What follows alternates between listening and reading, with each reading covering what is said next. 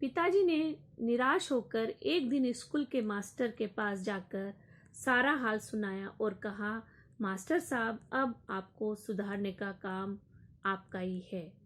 अब उसको सुधारने का काम, उसको किसको?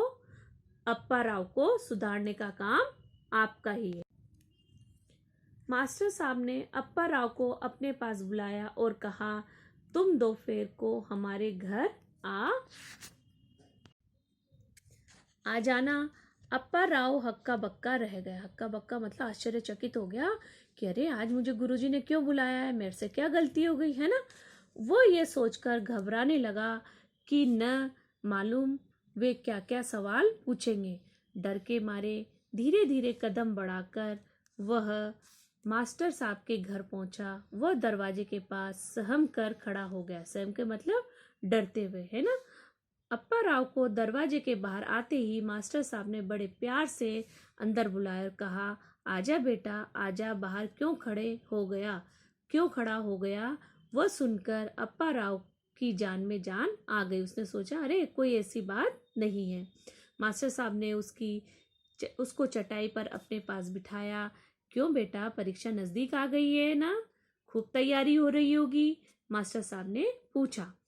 अप्पा राव ने हाँ में सिर तो हिलाया, पर उसका दिल घबरा उठा। घबरा मतलब वो अंदर से डर रहा था, क्योंकि उसने ऐसा कुछ नहीं किया था। ये पूछकर मास्टर साहब ने अखबार हाथ में लेकर पढ़ना शुरू कर दिया। अब अखबार के पीछे की ओर एक तस्वीर थी, चंद्रमा की तरफ उड़ने वाले एक चंद्रयान की। उसे देखकर अप्पा राव को मन ही मन लगने लगा कि वो भी रॉकेट में बैठकर चंद्रलोक की ओर जा रहा था। अप्पा राव ने सहमे सहमे मास्टर साहब की ओर देखा। मास्टर साहब ने कहा, क्यों, कुछ पूछना है? मास्टर जी, क्या ये चंद्रमा तक पहुंच सकते हैं? क्या हम चंद्रमा पर पहुंच सकते हैं? संकोच के साथ अप्पा राव ने पूछा। संकोच मतलब कुछ डरते हुए, घबराते हुए। आप कोई चीज अपने क्वेश्चन से पूछते हो ना क्वेश्चन क्लास में, वैसे ही उसने अपने टीचर से पूछा। क्या हुआ, तुमने कहीं वह तस्वीर तो नहीं देखी? उसे कहते हैं रॉकेट।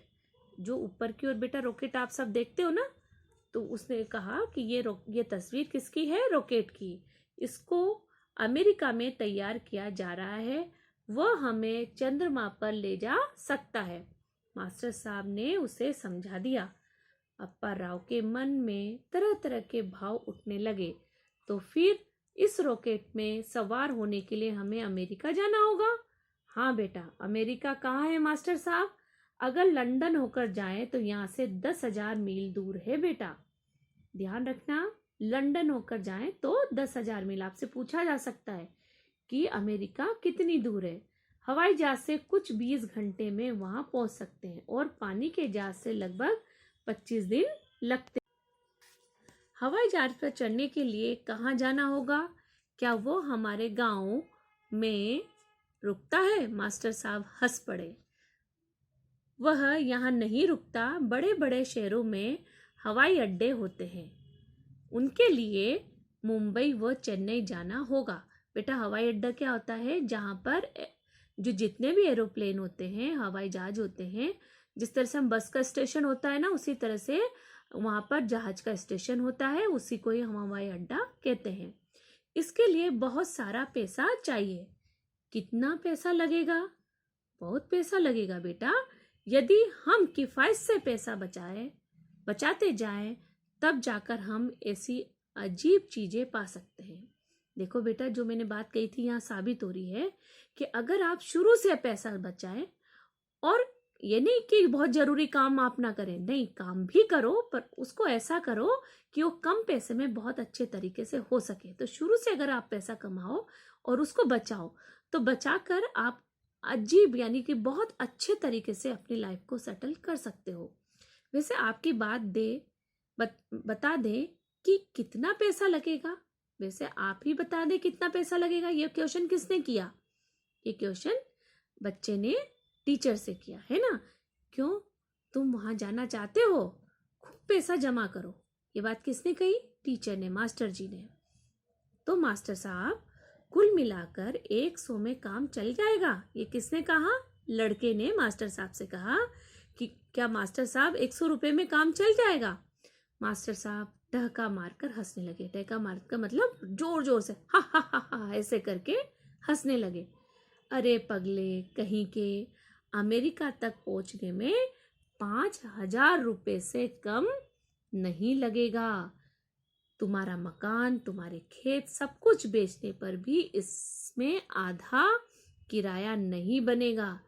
लाखों किलोमीटर दूर चंद्रमंडल पर रॉकेट में जाने के लिए लाखों रुपए लगते हैं। जानते हो चंद्रमंडल क्या होता है बेटा? जो चंद्रमा की धरती है उसको कहा जा रहा है, जहाँ पर रॉकेट के द्वारा आजकल यात्रियों की व्यवस्था की जा रही है। जैसे हम एरोप्लेन में बैठ के जाते हैं ना, वैसे ही यात्रियों को अब रॉकेट में बैठाकर वहां ले जाने की व्यवस्था की जा रही है। तो ये उसकी बात हो रही है। बाप रे बाप, इतना पैसा लगेगा! निराशा से अप्पा राव का सिर चक्कर खाने लगा। उसने सोचा, अरे इतने पैसे तो है ही नहीं, कहाँ से आएगा? हाँ बेटा, इतना सारा पैसा हमारे पास हो तभी हम ये सब चमत्कार देख सकते हैं, लेकिन एक दूसरा रास्ता भी है। अप्पा राव को बड़ा अचंबा हुआ। अचंबा मतलब आश्चर्यचकित हुआ कि अरे दूसरा रास्ता कौन सा है? उसके मन में आशा के फूल खिल उठे।